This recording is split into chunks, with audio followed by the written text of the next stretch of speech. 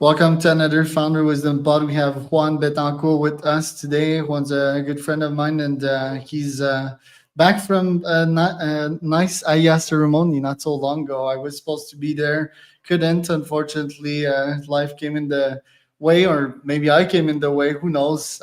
We're going to discuss about these topics today.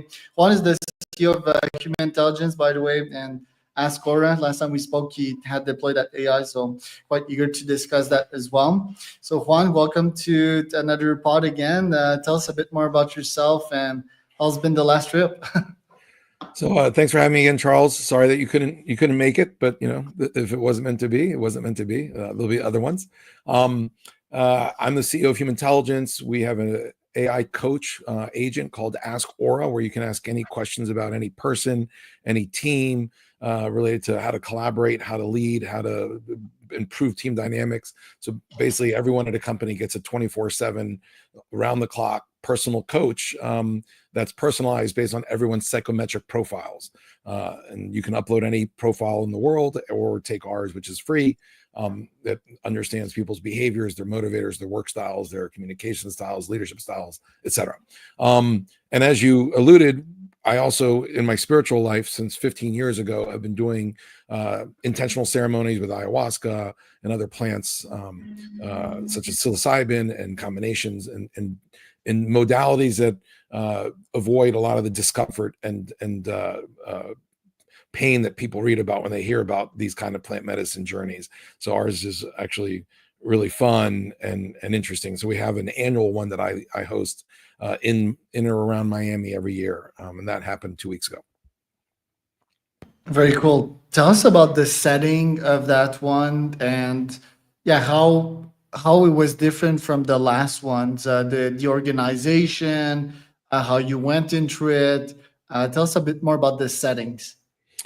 Yeah, so there's the setting as what the organization or shaman and his team set up, and then there's the setting of the individual preparation. I'll do the first. We run I work with a shaman, and we're very intentional finding a very large space in an Airbnb. Usually it's within 30 minutes of Miami. We got, I think, a 6-bedroom kind of mansion that has a pool, lots of little cabanas outside, big open space on the inside, and like sitting on a river, a waterway. So lots of natural elements of green and water. Inside's modern, with rooms that are for quiet space, for some people to go deep in, and other rooms for the cuddle puddles and people laughing and enjoying themselves as a group. The shaman, has a U-Haul with tons of mattresses. There's like 30 people, right? And so most people are sleeping on these mattresses at night. At the end of the night, everybody stays there overnight. They buy tons of food and water, right? It's a whole weekend of journeying. We have a chef. They fly in a chef. They fly in 7 facilitators to help with any needs of anybody. We have 3 massage therapists. So it's just kind of very high end. You know how they say glamping for camping, like high-end camping? This is like the equivalent of glamping for doing ayahuasca, right? It's, no vomiting, pure pleasure, deep, without any resistance, where you're satisfying your soul, eliminating your ego, and having human connection at a level with other 30 people that is tantamount to basically your first week at freshman in college, where you're meeting people for the first time and you think you're going to change the world and you feel amazing, but on steroids times 1,000. And then on the second piece, on the preparation, there's a diet. You become basically a vegetarian for 3 or 4 days before, no alcohol, no accelerators like coffee or acai berries. You want to kind of get your body to a natural state, avoid dairy products, avoid avocado, avoid sex for at least a week before, and really purify your body, and come with an intention or two of what questions in life you want to answer. Because when you go from using 7% of your brain to 95% of your brain, you have higher computing power. And when you go from using only data in your brain to data from the source and the grid of all knowledge, you can basically get better answers on any questions you have about your personal life, your career, your job, people, relationships. And so it's 8 hours with 8 hours with God. And yeah, the first feeling is like shit, couldn't be there. I We do it guess, every year. You'll be invited next year as well. Every yeah, March. yeah, yeah. It's just normally when I commit to these things, I do them. Like yeah. For me this year, the beginning of this quarter, I've faced like not demons but hurdles that have rarely been in my ways. Like feel that the Trump tariffs really like affected my business more So than interesting. usual, and I was yeah I was really like looking forward to this. Couldn't make it, and it looked like amazing the way you set it up and all. I knew it would be that way. But yeah, next year, I guess. What specific insights or serendipitous moments happened that time, and how did that unblock some new things in you?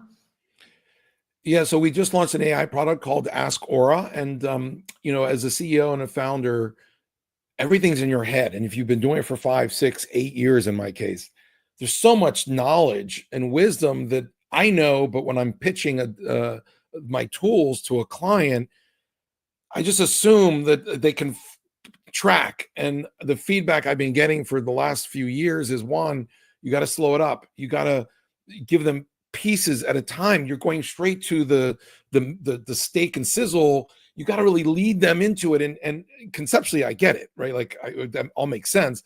But when you're in the moment and you're passionate about your product, you just want to show it. So the trick to avoid that is create a PowerPoint. But I hate creating PowerPoints. I'm not a design guy. And even with AI that can do it for you, I haven't figured that out. So we don't have a marketing person. And so one of the things that I went in asking for as an intention was, please, universe, put me in the shoes of all these heads of talent management, talent development, CHROs. I want to see what they see when they hear my presentation the way it is today, the last 6 months. Where are they tripping up? Where are the overload moments? And then show me what a 30-page PowerPoint would be like, and give me a download page by page from tagline to content per page. And sure enough, the wish was answered. And I was told, while I'm closing my eyes in the quiet room, go to the bathroom, because you can't talk in the quiet room, go to the bathroom or outside and just download on your phone what we're going to tell you. So I went to outside. I tried the bathroom, but I was in there too long to kick me out. So I went outside and closed my eyes, and every single page, it ended up being about 20 pages, I downloaded, and it gave me the insight of how would the psychology of a 55-year-old, typically woman in HR, how she would react to different things, why they were downloading content, and to set up the problem, how they would really relate to it. Then the solution, what pieces of our solution would really connect. And it was great. So that was one massive insight. I mean, it's taken me 6 months. I hadn't done a PowerPoint, and now we have one, right? And that's just 2 weeks later, and it's an amazing PowerPoint. It's already working. Then for my family, my wife and I have been together 7 years. It's not an easy relationship. We were not the love at first sight couple. We were she's Indian. So Indians are, we have the same values. Let's see if we can make it work. And I'm Cuban, and there's challenges with communication and collaboration. And so she came, and we actually connected at a level that we hadn't connected for probably about 2 years. And just without ego, we're able to address real challenges and issues in our relationship that reset us. I wouldn't say it solves things, but it just reset us to be back in a good place of a vibration that's more around joy and love together versus kind of memories of pain. So that was great too. Right. And sometimes that's what we need, right? In a relationship, some kind of reset, just a breather to get more ideas, to get more clarity, to open their mind up. And that may give us a shot at a leap that might actually solve the real problem, right? Yeah. And just to hold space without judgment, like just to get back to forgiveness, like where you just say, I forgive the last 2 years, everything that's happened that we fought about. Let's go to, we have no issues. Let's start clean. And this was a reset like that. And it was beautiful. And then the third thing was, I was there, I'm the host. So as much as I wanted to download and do things for myself, my third intention was just to create community. And, there's about a third of the group that know each other 15 years, a third that are all very experienced with plants, who don't know anybody, but are experienced with plants. And then there's a third that have never done any plant medicine, who don't know anybody. So there's like, almost 20 people that I need to kind of shepherd and be a connector. And so that was beautiful. Usually the 10 new people, there's only a third that get in deep, that are transformed. A third have kind of like in a pool, they dip their toe, they know there's more, they tasted it, but they're like, God, I got to come back. I was too controlling. I was holding back. And then the third have zero experience. They're too controlling. They don't know how to meditate. They don't know how to drop in. This ceremony, all 10 people got in, and there were like 5 who had transformation. So the joy that it gave me to see, for example, one person, he had always been uptight and scared, which I can't imagine, 55 years old. And he's like, Juan, is this feeling I'm feeling normal? Like, can I keep this? He had never felt that since the age of 4. And he actually went back and saw the moment in his family and what happened that caused him this fight or fright response of terror, which never unhinged. And he'd been in this, and a fully functioning, very senior private equity executive, super successful money, career-wise, but living a life of just terror inside. Crazy. Just the joy gave him and his girlfriend, who's been doing this work for 5 years. We were all sitting out there like literally crying. It was almost like his rebirth as a human being. It was crazy. Oh man, that's beautiful. That is beautiful. Yeah, like in only this setting, and imagine like organizing this, like you're sort of responsible for that. That is life changing, right? Like Every year this people man ask will. me, why do you spend so much energy? And because it takes a ton of coordination and time and money. And I go, because it's the most beautiful weekend of the year, every year, no matter what. Man, thanks for doing that. You're an amazing guy for that, right? Like apart from everything else that you're doing, tell me about like these. Usually, you get folks that don't feel a thing, quite literally. Like, how can that even happen? It's like too much resistance. Their system is literally fighting the effects of ayahuasca. How does that happen?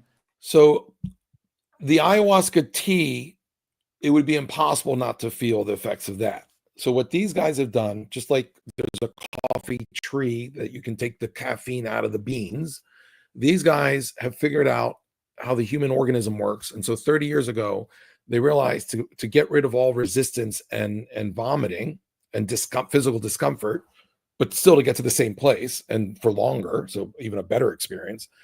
If you start with sassafras or canna, they have 5 or 6 plants that are heart openers. These are the analogs to MDMA ecstasy. So imagine MDMA ecstasy times 100, much more powerful, heartfelt. You start with that. And then an hour later, when your ego is gone or melted almost, your default modal network is no longer like trying to control and be scared of a new experience. Then they give you a chocolate that's infused 50% with the DMT from ayahuasca and 50% with psilocybin from mushrooms. And it's in ceremonial cacao chocolate, and the combination and the ingredients that they use allow you then to, it doesn't hit you. So it's not like alcohol or LSD or marijuana, where you take those substances, you feel it. All this is doing is opening a portal. You don't see it, you don't feel it. And if you're sitting there in heart opener, just loving and talking, you'll actually have the whole night, you'll think you had no experience. And so you have to go to a quiet room and close your eyes and meditate in, because actually there's no difference of what's happening in the brain when you do ayahuasca than when you do meditation, except when you're doing ayahuasca, it's a much deeper meditation. And so when they take away the physical discomfort and the physical sensation, you don't even know that these portals are open. So what you do is you go to a quiet room, close your eyes, and you meditate in. Now, the problem is, to your question around why do some people have zero experience, they've never meditated. So if you've never meditated, you don't even get to that place where you quiet your mind. And if your mind is running, that's your ego and your default modal network. So you're not going to get in and deep. And so some people, their mind's still chatty, they haven't meditated, or they're scared. So they've meditated, but they've never done this work, and they're kind of scared and they're holding on. But for those who can drop in, once you can meditate, 5 inches into the shallow end of the pool, this allows you to get to the deep end of the pool, almost to the infiniteness of the universe. And so most people, when they do drugs and trip, it's an external experience. this experience, and like ayahuasca, it's not external. Ayahuasca, most people don't realize, is not a hallucinogen. It's a psychedelic. If your eyes are open, there's zero experience on ayahuasca. This actually, you go in, and by going in what you would think into a finite space yourself, it's actually the portal to infinite consciousness where you're one with all. Right. And these people just think it's like a party drug or something. They just chit chat for like 15 hours and they Well, had the like, heart opener feels so great. I mean, there's no Okay. sensation you've ever had in life. Like maybe the first time you made love and you're just sitting there and time stops, you can almost hear silence with your partner and you're sitting on the beach, wherever it was, or some people in the closet, wherever you are. And there's just like, it's that times infinity. And sometimes when they come around and say, okay, now you're in heart, you want to go to spirit, this chocolate. Some people just, they feel so good. They're like, well, no, I want to stay in heart. But for the ones who do take chocolate, some people, they continue to talk because their expectation is this powerful thing like ayahuasca, it's going to hit me. I'm going to feel it come on. But no, this is a very subtle way of doing this where you don't feel anything. All it's doing is opening a portal for your consciousness to go through. And so a lot of people, if they've never ridden that bike in that way, if you will, and everything they read about ayahuasca, they're just going to assume that it's going to hit them hard. And no, this is the most subtle way of doing ayahuasca you could ever do. Right. And if you could have a choice in the future in which you can bioengineer yourself 24/7, would you always be in that state? Or is just a state that you need to be in to reflect and come back to your centered self? The more you do this kind of work, the more that portal stays open. Okay. And the way of getting there becomes more kind of cut clear. So imagine my first shaman I ever worked with, Armando Biton, gave an analogy that imagine you're going into the forest and that wisdom, that place, that state is in the forest, and you're using a machete and you're cutting through the weeds. And you go there once and you see this in the middle of nowhere, all this wisdom comes to you and you go back out. A month later, you go back and the weeds and the forest has grown again. You cut the same path. You do it 10, 20 times, that path starts to get formed where the weeds aren't there and you know exactly where to go. It's the same with this kind of work. And people ask, why do you keep doing it? It's like meditation. If you ask someone who meditates every day, after 3 months, if they stop, it's actually hard to get back to that state. And so to keep alignment, you really do need to meditate 3 or 4 times a week, or you start to get stale, kind of like the wheels on a car. If you don't align your wheels after 2 years, your car's literally like going da da da da da da da da. And then you get it aligned and it's the smoothest ride ever. It's like a brand new car. That is how we get fragmented from our steady state with life and the stresses of life, personal, career, just things, health. And so this practice, this work just consistently gets you back to your reset to your initial state as a soul that was born. Much more powerful even than just a typical meditation. Right. So you've taken a couple of insights with you in a very nice PowerPoint that I need to see. How has that trip modified the trajectory of this year for you? It's always a reset. It always puts me at my highest vibration, which then impacts client meetings, my family, my children. I have a 4 and a 5-year-old. Perspective, like it's always 8 years of failure in a startup. Like it's hard not to enter every year thinking, God, is this my last year? And this just gives you kind of the clarity of, no, this is right. I'm recommitted to this project, and it gave me the focus on how to position the company, the new product, Ask Aura, the AI coach, as well as to hire someone, a salesperson. It also told me that I needed to hire a salesperson. I wasn't willing to put the money in for that, but it made it very clear to me it's actually it's going to be much cheaper to hire someone to succeed in sales than me continue to fail in sales. And so although it seems like an expensive venture to hire someone at this point, it's actually much cheaper in the long run. So wherever I am on my journey every year, it kind of gives me the insights that I need to just to turbocharge as a coefficient my highest vibration in any venture for the year. Love it, Juan. And where can people find out more about you?